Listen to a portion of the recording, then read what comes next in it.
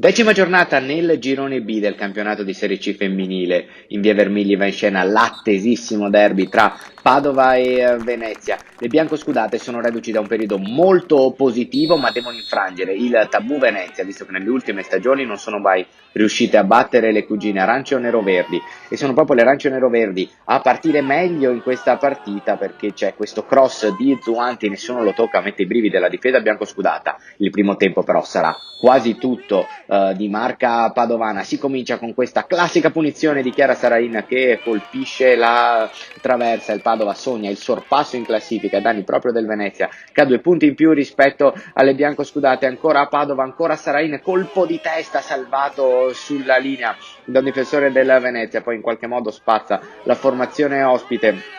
Si fa vedere anche Gastaldin, fermata all'ultimo momento, ma continua a combattere. Il Padova esercita una grande pressione ai limiti dell'area del Venezia. Anche il tiro di Fabruccio viene respinto. Poi l'ultima conclusione di Spagnolo che colpisce così la traversa. Para in 2 tempi il portiere.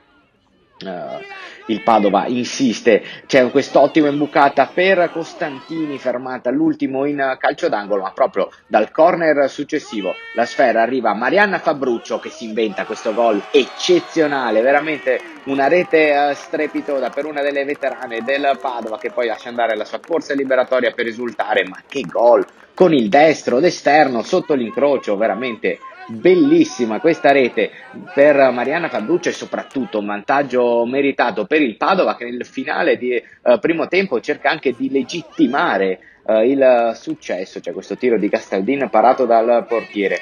Nel secondo tempo, com'era prevedibile, aumenta la pressione il Venezia, ci prova Zandomenichi, ma il suo sinistro è un po' sbilenco. Lancio lungo di Bellemo.